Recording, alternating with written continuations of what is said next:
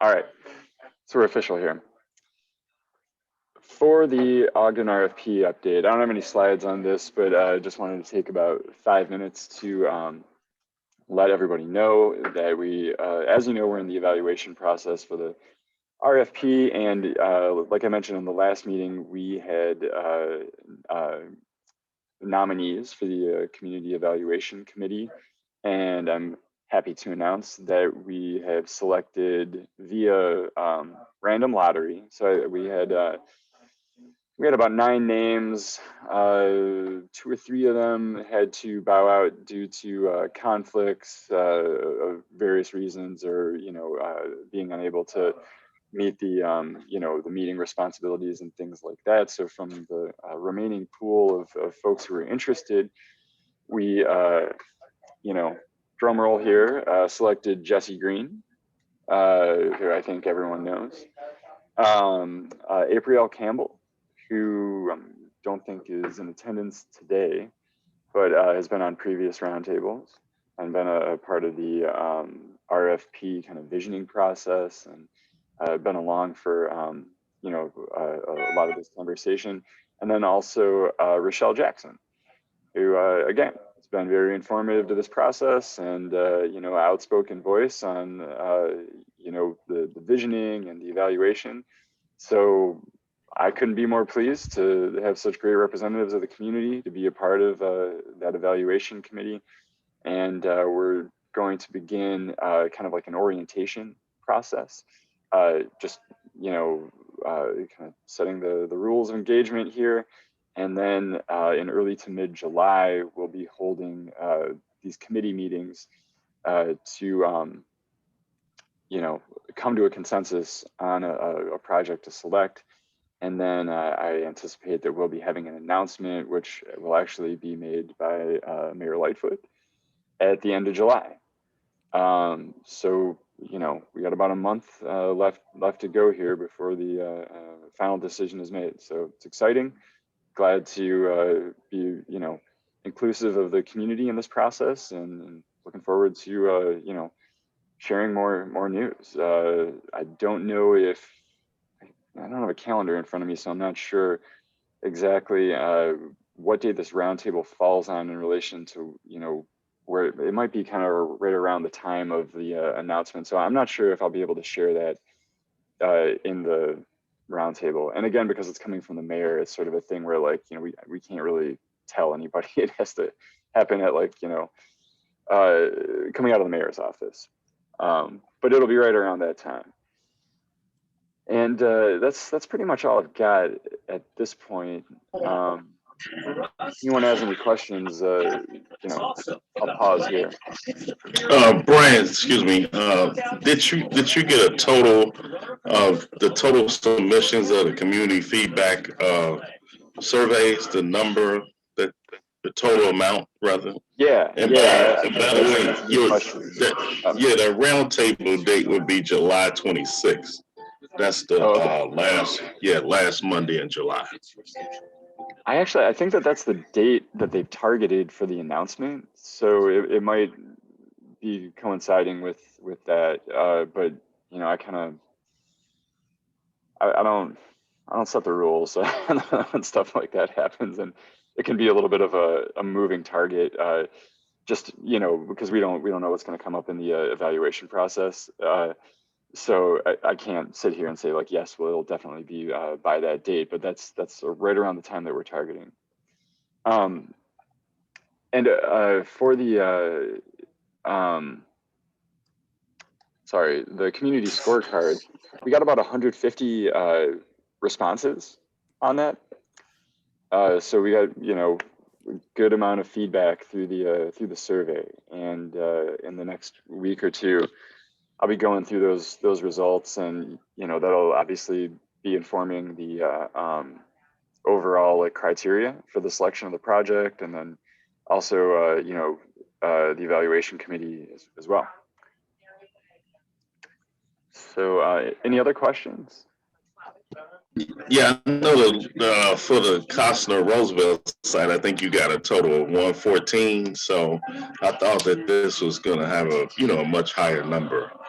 Um, but it is what it is. Thank you. Yeah, we got a higher response from some of the other RFP projects, but all I can say is it's not for lack of trying, and it's not bad either. There were some others, from like the first round where we got a very, I want to say, kind of surprisingly low amount of responses, and had to, do a little bit more legwork to get feedback from the community on that. But we did make a very strong effort to get that survey link out. We handed out flyers, even in person, and tried to get as many folks as possible on those developer presentation meetings. So yeah, but I don't think that we should sit here and feel like there wasn't, a significant response here. I mean, I think, about 150 responses it's not insignificant. So I do have a question, Brian. Yeah. A couple of questions. I know that we had the survey link, and you just mentioned some flyering. So where and when did any of that occur? Because I can just speak personally, living in North Lawndale, other than being a part of this roundtable, I had not received any information about the survey. And then the other question I have is, do we have demographic information on those who actually completed the survey? So yeah, we did ask folks if they're like, what the relationship is to the community. But it's a public survey, first off. So, we're not excluding anybody from being able to fill it out. There were some filters that, if you said that you didn't read the informational materials, or if you didn't at least watch the videos, that you kind of got booted out of the survey, because we don't want people just to make, uninformed decisions, I guess, on the projects. But outside of that, we didn't make a conscious decision to exclude folks who are like outside of North Lawndale. And as it relates, sorry, go ahead, Jess. I can chime in related to the flyer distribution. New Covenant is the corridor manager for the Ogden corridor, and we did have folks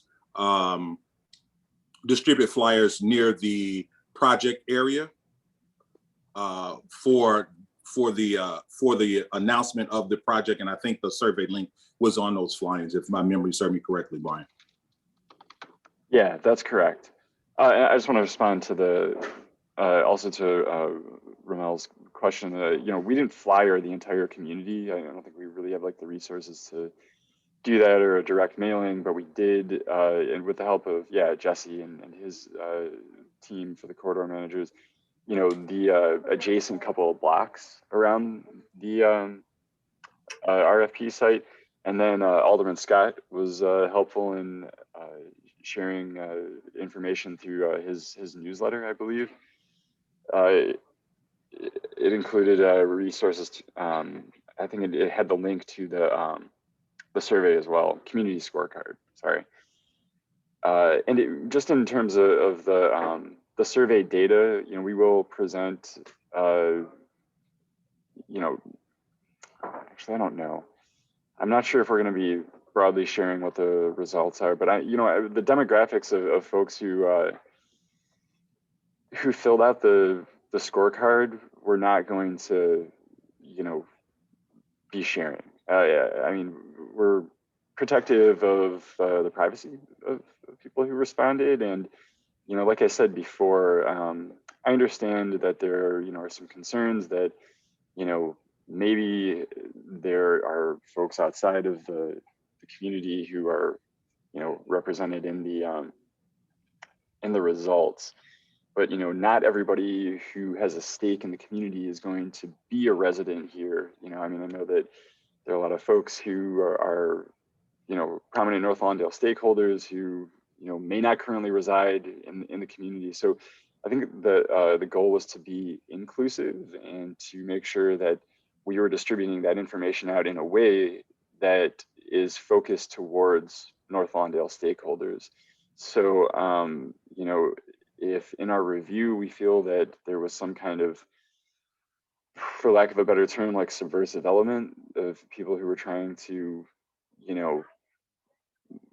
make this, turn this process into, something else, then we'll, that'll be part of our review, basically. But from what I've seen so far, I've had a chance to look through some of the results. I don't feel that that was the case. I've looked through like summary data of the results, and it doesn't look like, there wasn't like a project where everyone, it's like zeros across the board because somebody was trying to, essentially like stack the deck. So I hope that that's a helpful explanation. Well, you answered somewhat of how the question, but I think that as a roundtable or community members, that it would be beneficial to have access to that data. I'm not sure as to what the hesitancy is around that, because survey information is often released. I don't think that I'm asking for you to give me something that says Ramel Terry said X. But if I'm completing something, you have a survey from someone who is a North Lawndale resident or someone who is a North Lawndale stakeholder, as you sort of described, and this was how they completed the information. So, because I think that that would just be beneficial to this group, and then especially to someone, like I said, myself, who I am a North Lawndale resident, and I also dare say I'm also a stakeholder because I own property in this community. So I would like to know that sort of information, and those that we work with, we would also like to know that information as well, just to get an idea on how we can maybe in the future use that as a strategy to get more folks engaged. But I think with the limited scope of which we were able to either get information out digitally or flyering only within a small proximity of the location of the site, I think there's some opportunities to learn from this and how we can improve those numbers going forward, even though we did start off, at a good place with the numbers that we currently do have. Yeah, I agree that, more, there's always other things that we can consider and, other approaches that we could take. I would say though, to like the credit of this group and, leaders in the community, that I think a strong effort was put in. So, I want to acknowledge the work that was done by our partners in this, and by DPD and other city partners. So when it comes down to it, at the end of the day, people don't like to fill out surveys, and this is kind of a constant struggle that I think that we discuss here at DPD. And yeah, I would like to see, like I said, I don't want to sit here and sound like a broken record, but I would have liked to seen a higher level of participation. But I also think that what we got is it was a strong number still. And again, as we do future phases of the RFP, it's an evolving process. We're always looking at how we can do better. But I do think that, the folks who were our partners here did an excellent job as well of putting an effort into that. So I just want to make sure that I'm acknowledging that. And Brian, if I could, I certainly appreciate Ramel's comments about notification, all that kind of stuff. But we send a lot of information out to the community. We do it electronically. Jesse indicated that we did some flyers around the site, and quite frankly, it doesn't matter what we do there. There's always someone who says, I didn't hear about it, I didn't do it, and whatever. But again, to your point, it's not from a lack of trying, and it's not from a lack of desire to have the whole community engaged, because that is, it's in our advantage, we think, quite frankly, if we have everybody respond, everybody get engaged, because that's ultimately what we're trying to do, is to put North Lawndale in a position whereby everybody knows what's going on, everybody has the opportunity to speak. So if someone gets left out, it's certainly not intentional.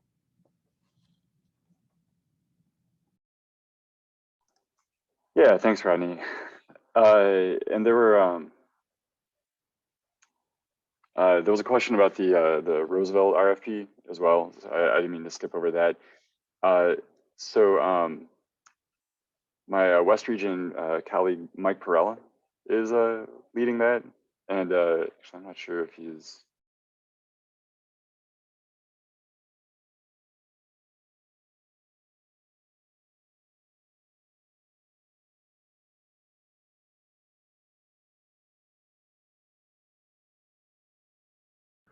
Brian, you're on mute, Brian. Sorry, Mike is sitting right next to me here, in the 10th floor. So he's going to hop on. He's leading that project.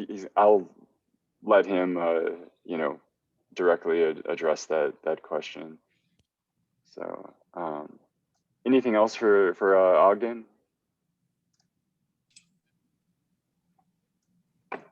All right, there's Mike. So yeah, Mike, if you can just give us a really quick update on where the Roosevelt Costner RFP is, that'd be great. Yeah, no problem. How's it going, everybody? It's currently, we have some finalists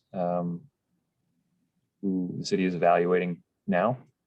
We're making our final recommendation. We're going to make a recommendation to move forward with a few of the finalists and towards a community meeting hosted by Alderman Scott within the coming month, and then we'll make a determination on who the winning developer is shortly thereafter that. So I would expect an announcement on the winning team in next 2 months or so, and then of course a community meeting before that. Can I ask a question? Sure. Mike, what are you looking for in the community meetings that will help to determine, is there something specific that you're looking for? Yeah, no, that's a good question. So we had, based on the previous community meeting we had asked the teams to make update their plans to reflect both our opinions on their plans and the communities. So we wanted to, share those updated plans and allow the groups that opportunity to speak to changes they made and how they responded. And again, that will inform, the selected developer.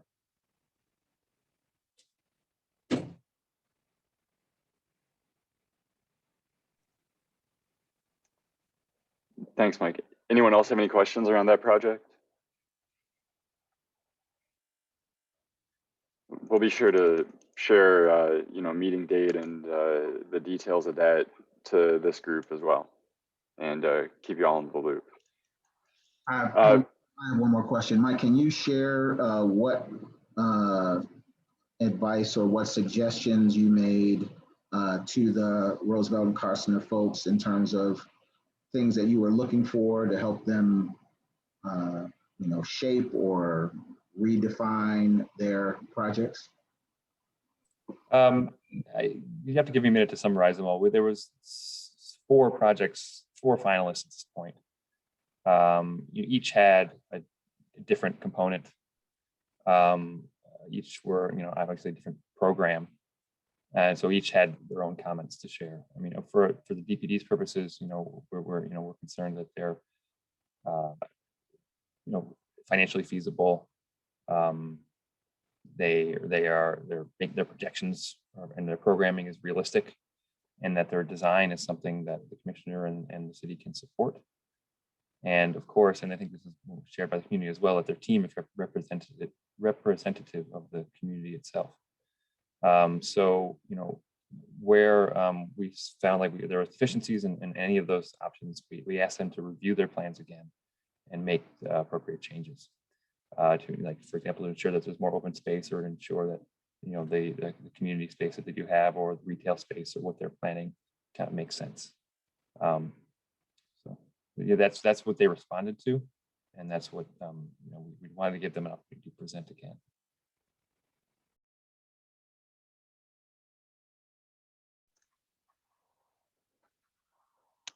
Anyone else? All right, so before we move on and let Margaret and Norman take over, I just wanted to mention that I heard today that we're targeting mid-July for an announcement for the most current round of Neighborhood Opportunity Fund projects. So look for an announcement coming soon on that, hopefully. That's all I got on that so far. Let's see. So yeah, let's see, Margaret, Norman, I'm not sure which of you is taking the lead on this, but Just Norman, no Margaret, just Norman, and I'll just I'll go through the deck, please. Yeah, well, thanks for joining us. And maybe Norman, if you just introduce yourself to the group so everyone knows your name and title. Sure. Good afternoon, everyone. Norman Kerr with the Mayor's Office of Violence Reduction. And the North Lawndale community has been an area that's been dear to me, being a member of and held CCC for a number of years, and also just working at UCAN as well. So the summer safety strategy really came about earlier this year. Actually, we're in our 11th week of planning, and we've been implementing for the last 3 weeks. But the mayor wanted to see an all-city response with just all the various departments on board and really focus on violence. And I kind of liken it to, looking at the pandemic, how a lot of the city departments came around, this issue and focused on, what can they do to help with the pandemic, whether it's helping with distribution of PPEs or promoting the need to stay inside or whatever messaging there was. It was an all hands on deck approach, and we're looking at violence in the same way, but we're targeted a little bit more focused on certain areas that have been more impacted. And I'll get to that in a second. So we came up with these objectives, and this is something that we actually read through every meeting. We recite this: streamline internally and move forward with a strong all-city response to address community safety in each designated area, engage community partners to co-create approaches to address violence, break down incidents at the beat level to analyze violence trends and to coordinate collective responses, identify any gaps and needs that are necessary to support this work, establish a weekly cadence for meetings, and sustain this work with high intensity throughout the summer. So we are actually meeting weekly. We've if you go to the next slide, and this is just a draft agenda. We'll go to the next slide following. We have broken down into 4 zones, which are basically made up of these 15 beats. So these are the areas that were determined, and it's not just somebody picked them randomly. These are actually based on what the data states over the last 3 summers. So summer 2018, summer 2019, and summer 2020. And these 15 areas are ranked accordingly, from the most violent to the least violent in this 15. So number 1, most violent beat in Chicago over the last 3 summers has been beat 1132. And that encompasses a little bit of North Lawndale and a little bit of West Garfield Park. And then you see the list there as well, going through South Shore, Austin, North Lawndale, West Summer Park, Greater Grand Crossing, et cetera, et cetera. If you go to the next slide, this shows just some of the city partners that have been participating, as well as community-based organizations, elected officials, and so forth. So for each zone, we meet one afternoon each week. So that's Tuesday, Wednesday, Thursday, Friday. We'll meet at 3:30, and we have all city departments on. We have many of the community-based organizations on as well. And we're talking strategy, we're talking about things that we can deploy, but also we're talking about reclaiming these locations that have been troubled. So identifying areas of concern in each beat, and then focused on doing some sort of pop-up, positive loitering, whatever you want to call it. We want to do some activities that are basically designed to reclaim those spaces. So if we go to the next slide, As I mentioned, 4 zones. There's 2 west side and 2 south side. The 15 beats are actually broken down, 9 on the west side and 6 on the south side. The next slide shows you zone 1. I don't think this deck shows all the zones, but for zone 1, which is the most relevant, of course, there's 5 beats in zone 1. We meet on Tuesdays at 3:30.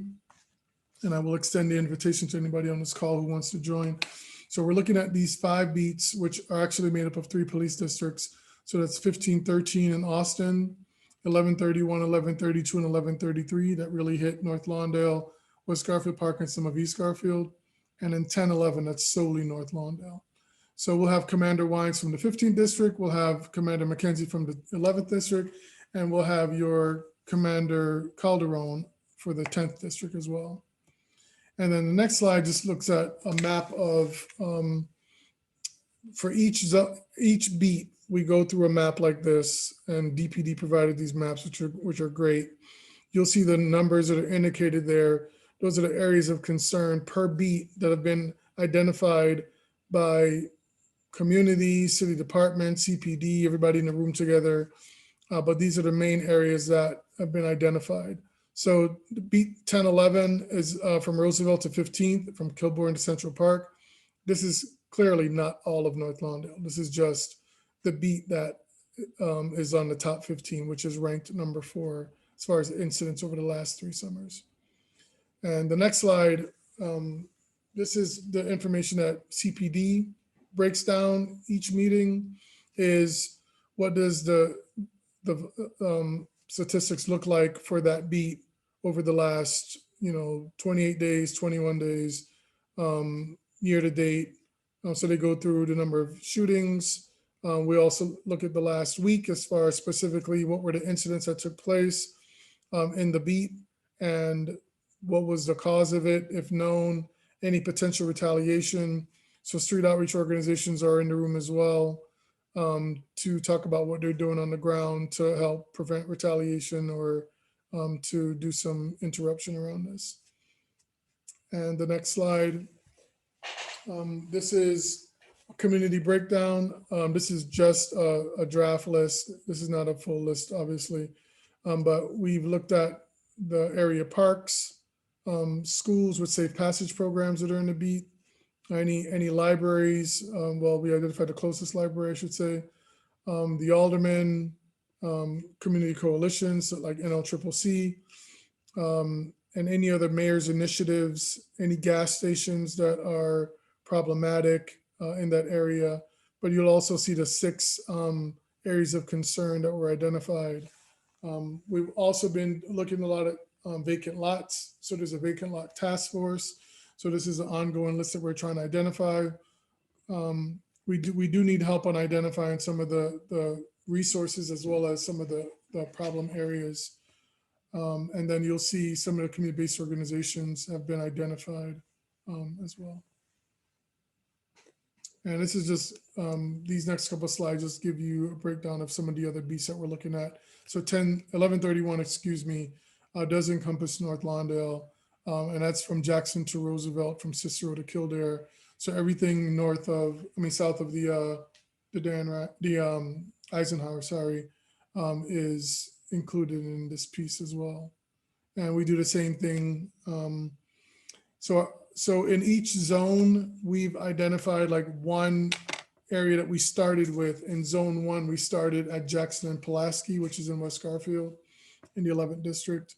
And the plan there is to have some activities there on Fridays, Saturdays, and Sundays. There's some takeover of that location, if you will. So there's been Jackson and Pulaski, there's been like some cleanups that's being done there by Streets and Sands. So city departments are very involved. Business and Consumer Affairs has been, addressing different businesses in the area to possibly cite them if they're doing some sort of infractions, but also to provide resources for them to help improve their businesses. So that's the approach in all the areas that we've been looking at. So this gives you an idea of the approach. I mean, it's really about getting all city departments. I mentioned Streets and Sands. I mean, libraries is involved, parks is involved, buildings, there's a role for everyone on the city side, certainly, and then also engaging community to be a part of this process as well. So if anybody has any questions, I'll take them at this time. But certainly I can put my email in the chat. If anybody wants to do any follow-up, would like to attend the meeting, feel free to reach out to me. I'll make that available. Hi, Norm. This is Deborah Wesley. How are you? Hi, Deborah. How are you? Yeah, I have a question, and this is a great kind of overview of a very challenging issue in our communities.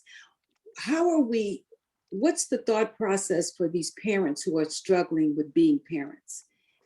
As it relates to these children, for children who frankly should be in the house at some of the times that they're out there, and just bottom line, I see parents who are really struggling managing their children at very early age into their teenage years. So I'm just wondering what's the strategy around that, or what's the discussion, if you will? Yeah, I mean, I think the good question is like, what's the discussion? I mean, this is something that, people have been talking about for a number of years, and there hasn't been a lot of action around it, honestly. I mean, it's like parents are kind of forgotten at this point, and we've been having more conversations recently, not just about parents, but also how can we address households? So programs will target an individual. Even when I was at UCAN, for instance, our violence intervention program focused on, the 21-year-old, and there needs to be more of a focus on those parents as well. I mean, the high-risk population, their parents, but who's living in that household and who has influence on these young people, whether it's the parents or even the grandparents. In some cases, the grandparents are still kind of in the streets doing their thing too. So we have to be more intentional about that ecosystem and how can we address it, and not just say, okay, well, we're just working with that 12-year-old or 21-year-old or whatever the mandate is for the program. We have to go beyond that. So the short answer is there's not enough being done around this. This is something that we're really trying to push more of and see if we can collaborate services, right? So maybe there's other organizations in a particular community that's focused on parents that we can pull in. So when one group is focused on young people, then they can work in tandem to address parents as well. So there's some conversations around that. And also with DFSS and departments like that to focus specifically more on parenting and older adults who are possibly involved or not mitigating some of these issues.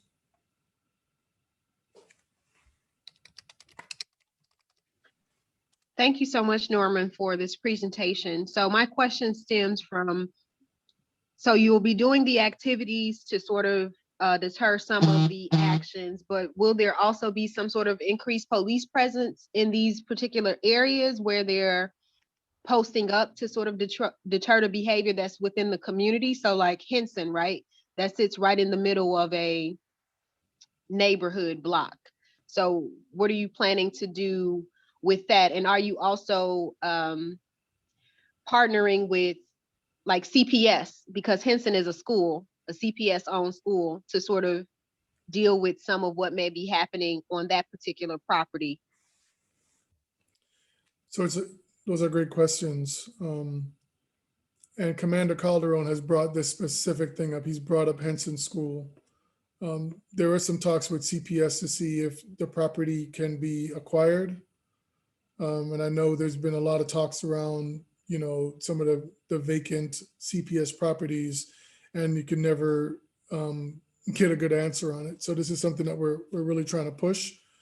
Would love to know if there are groups in North Lawndale that would be interested in occupying that space. Would love to make an argument for that. So if there's somebody on this call who says, man, we would love to like have a collaboration and, explore, taking over something like that, we need to hear it. I mean, CPS needs to know that the property is wanted. The commander states that there's a lot of activity happening in front of Henson right now that they've been paying attention to it. The question about will it increase like the, more CPD? I mean, some people say, of course we want more CPD presence. We want more safety. Some people say we got it, so it really depends on, what the community wants. I mean, some of the activities that we're doing in other areas, some people want CPD the entire time, and some people just want, CPD to drive by and pop by sometimes, but don't necessarily like stay there, so that's a conversation with community to see what the community wants. Thank you so much, Norman. And we can definitely talk on offline about the acquiring Henson. Great, thank you. Hi, Norm. This is Rochelle. Hi, Rochelle. How are you? So a couple of weeks ago, me and some members from the NLCCC transportation team, we were working on a street audit at Franklin Park, looking, at the issues of safety and lighting and infrastructure, that kind of thing, to bring more resources to Franklin Park. And in the midst of our street audit, I stopped a couple of the youth that live around the park to ask them what would they like to see around Franklin Park. And they came up with a bunch of things. One of the things that they're concerned about is the safety around the park. There's not enough lighting. There aren't enough resources in the park as far as, things to do, benches, that kind of thing. So our group is working on, bringing some of those things back to the park for, adults and youth to have things to do. But the thing that struck me was, one of the youth told me that once you turn 18, there's no activities for that age group, 18 to 24. They're not even allowed to go inside the field house. And so I'm wondering, what can the park district do to change that and have something that the youth can do and participate in? The other thing is, we talked to one of the security guards that's at Hughes School, which is right at Franklin Park. And we were told that the kids aren't allowed to play in the playground during recess. They can only play on that large slab that's right in front of the entrance of the school. And the only part of the park that they're allowed to go in is on the basketball court. So I'm having issues with kids not being able to play during recess, and the youth not having a place to go, where a park is right there. But, if they wanted to go inside for inside activities, they're not allowed. So how do we fix that?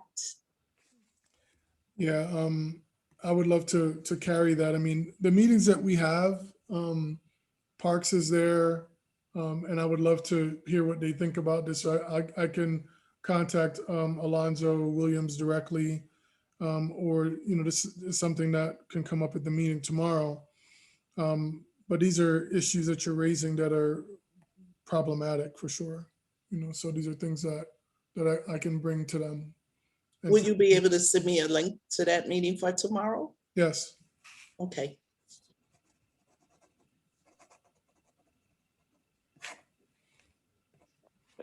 I just wanted to, since it seems like there's a break in the questions and comments, jump in. And first of all, thanks a lot, Norman, for joining us. And I think this is a really important issue that, in DPD that we, I think we struggle to a certain extent to, provide a kind of broader, conversation or broader strategies on how to address this, because we're one city department, most often working, looking at the built environment. But, I think that the best thing about this effort is that it is really inclusive of, folks across the city, and then also through partner agencies that bring a lot of, diverse perspectives to the table. And I can just say, kind of from the, where DPD fits into this, we're looking at, some of these areas where you do have, you know, we're recognizing, obviously the vacant lots in North Lawndale are something that we hear over and over and over again as a kind of destabilizing issue in the community. So, you know, like that's one thing that we've looked at. Like I mentioned here before, you know, like we're doing a green core project at, you know, one of the kind of more prominent lots over at Central Park in Ogden. And, you know, there are things outside of these bigger development projects that we can bring to the table. And it's not in North Lawndale, but, you know, an example that I'd like to mention is, you know, we recently did the ribbon cutting for pop courts in Austin on Chicago Avenue. I'm not sure if folks had a chance to see that in the media, or if, you know, you kind of through like, you know, through the grapevine heard about that. But, you know, that took a city-owned vacant lot at the corner of Lockwood and Chicago Avenue. And, you know, we worked with the Lamar Johnson Collaborative architects and other folks in the community, like the SSA and Vanessa Stokes out there, who's, you know, really active on the corridor, and really activated that space. You know, put in a basketball court, put in an area where you can have events, you know, food trucks. There's a, you know, a shaded area with kind of like a turf lawn to encourage, you know, positive loitering, as it were. And, you know, I know that it can seem like, you know, a stretch in some areas. I know that we've heard from folks saying that, like, oh, you wouldn't want to hang out here, you know, but we're trying to reshape that narrative through projects like that, and also, you know, partner with people in the community who are going to, you know, really make you know, use of those spaces and have like a strong presence there. So, you know, just from our perspective of things, like I think that that's,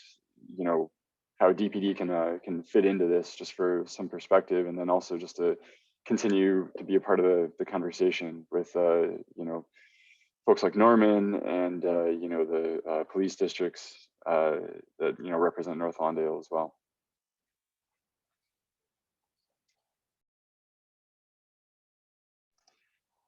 Anyone else have any questions, comments for Norman, or just in general? This is Deborah again. What might be helpful is, I know you have, I see the list of the community-based organizations, but I think it would be helpful, since there are a number of programs, specific programs that are funded through the city, to really understand what those programs are and their capacity. You know, I see that, but then you need to kind of dig a little deeper. Because what I don't see, for example, is my organization that's, we've got quite a number of city contracts to serve children and families.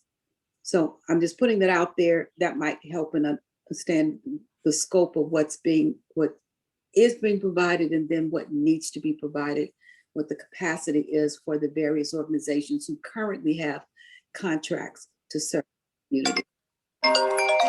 Yeah, so Deborah, just so you know, there is, we have gotten lists of city-funded groups since this slide. We'll definitely make that available. Thank you. Okay, great.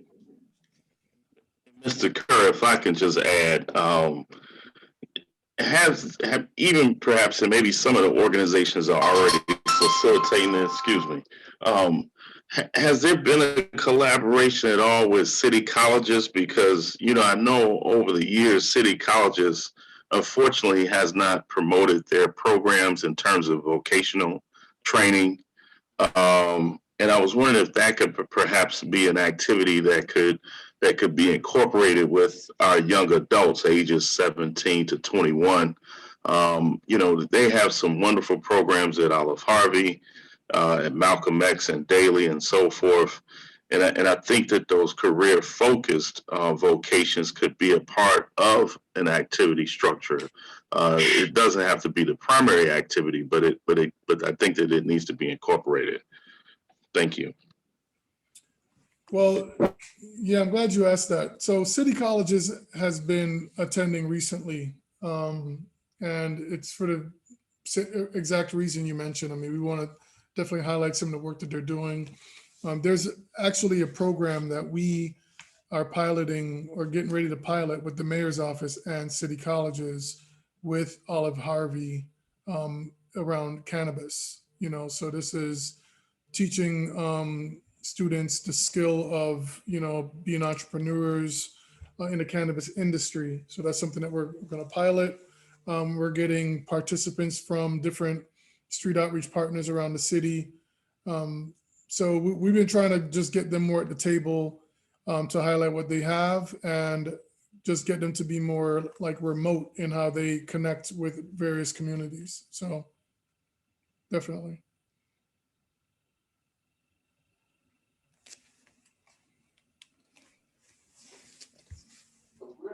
Okay, thanks a lot, Britt.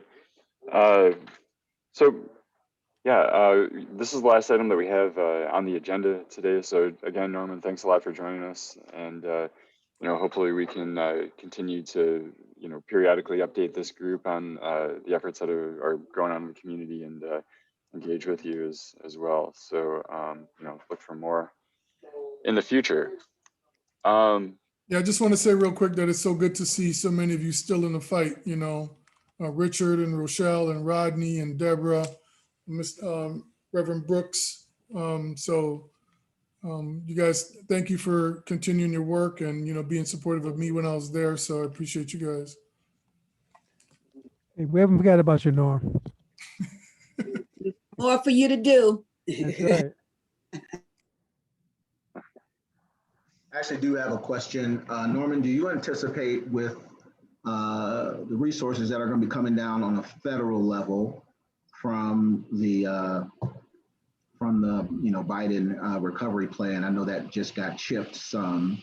Are there going to be, you know, when Britt Savage mentioned you know, kind of the vocational education in city colleges, we've been wanting to build a trade school in North Lawndale so that we can directly have an impact on violent crime by putting young men and women to work in painting and tile and, you know, every trade you can imagine that they're teaching at Dawson right now and trying to get a West Side branch of that going on. And so, you know, we want to work with you to secure the resources because, you know, it's great to, you know, have these street level interventions, but it all boils down to, do I have a place to stay and do I have a job?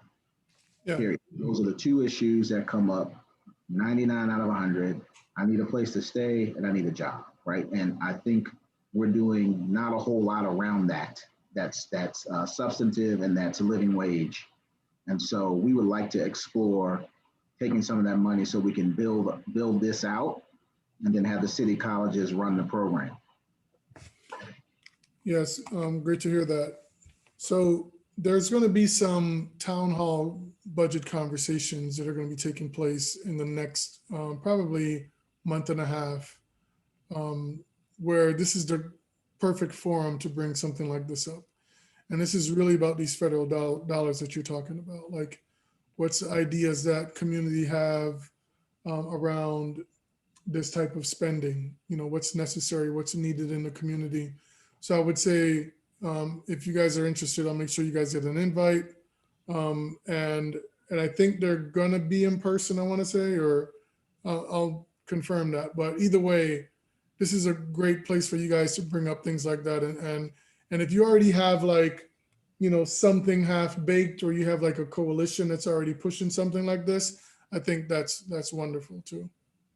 Yeah, I'm not one for going to meetings like that. I get invited to them all the time. I much rather do a direct intro versus I'm gonna be at some 3-hour meeting and we're talking about. I mean, either way, if it's like, if you don't want to come to a meeting and you have this idea, I mean, whatever you can give me, like, let's get it in there. And I can help facilitate that. But Let's if do you that. want to be in direct conversation with the budgeting staff, then that's the purpose of the meeting. They don't make decisions. They just get told what to do. So I'd much rather be on the power end of that conversation. Okay. They get told what to do, right? Much rather be on the side of telling them what to do.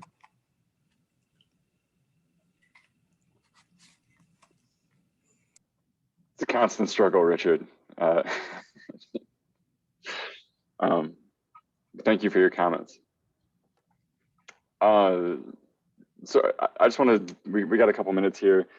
If, you know, anyone has any announcements or any other kinds of, you know, items that they'd like to share, please feel free to jump in. You know, I mean, I know with the warm months here, there's a lot more events in the community, and with, you know, COVID restrictions loosening. So if anybody wants to jump in and give a little promotion for anything they got going on, please feel free.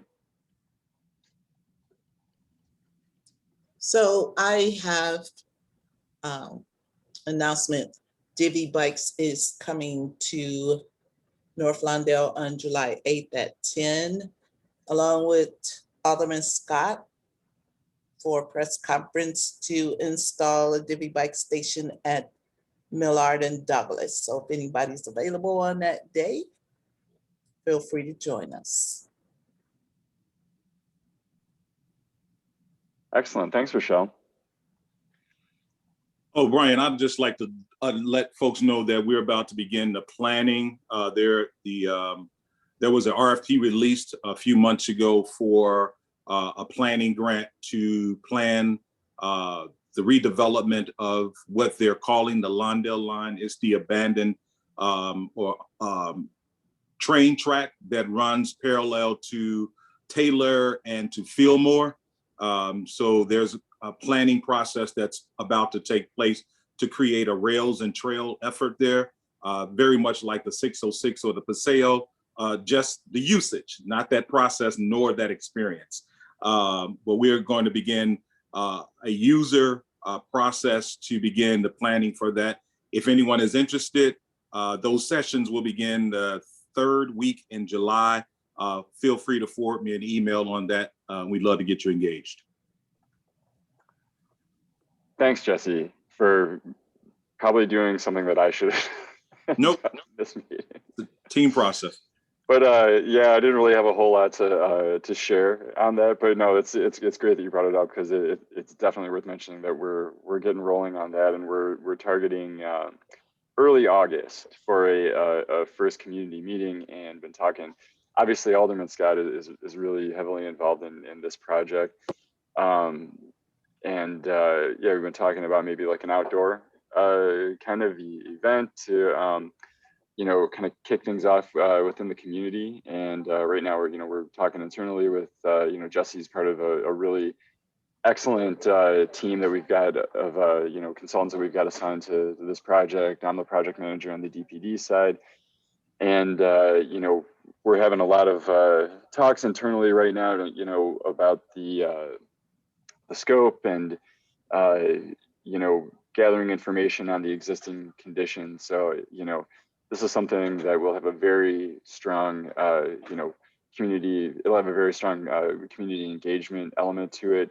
And you know, we've come up in conversations in this forum before, and you know, I know that there's been a lot of comments to kind of make sure we get ahead of some of the issues that, you know, when you mentioned the 606, Jesse, like, you know, obviously it's a great recreational amenity, but, you know, I think that was a really, it was a learning process for the city, that we wanted to get out ahead of a lot of the community issues that are going to arise around that, and just questions in general. So yeah, it's an exciting project, and we're definitely want to engage with folks in this roundtable to make sure that they're a part of it. So yeah, thanks a lot, Jesse. Yeah, so when they say Jesse, they mean Jesse representing NLCCC. And we're doing the community engagement on this. Brian talked about the community meeting that'll take place in August. Prior to that, we will have community members that will be working alongside with the design team to actually develop the design of the overall trail that will then be taken to the full community in August. So there is a process, and that process that NLCCC thought was important is that we had community engagement from the onset. Don't create something and bring it to us. Let us help you create what we think is the best use of this land for our community. Yeah, absolutely. And you know, it bears mentioning that this is a framework plan for, you know, this opportunity, and you know, the implementation and construction funding for this is not in place yet. So this is you know, the first step in a sort of, you know, longer term process to, you know, bring this project to fruition. So this is not going to be like a final design plan, but although we will have,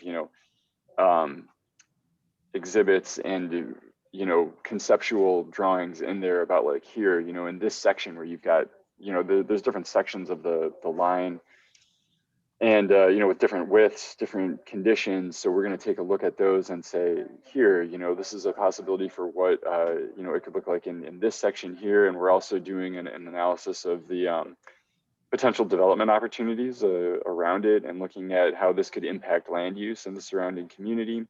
And, what are some of the opportunity sites where, whether they're owned by the city or whether they're large vacant properties that could be redeveloped. We have members of the team that can do that analysis and, look at the real estate conditions, but also hear from the community on, what the character of those areas should be, 5, 10, 15 years from now. Hey, Brian, one last thing, if you don't mind. Go for it. I had a meeting last week with the alderman, and he's looking to put together a block club convention in North Lawndale. So stay tuned for that. There'll be some more information coming out so that people get involved. And we're looking at having it like maybe the second weekend of July. So more information to come. Excellent. Thanks a lot, Rodney. Sure. So we're a little bit over time here. So I would like to wrap it up unless anyone's got any final comments and take another minute. Wherever. Anyone? Last call here. All right. Well, thank you everyone for attending and take care of yourselves. Okay. Enjoy the warm weather and we'll be catching up with you.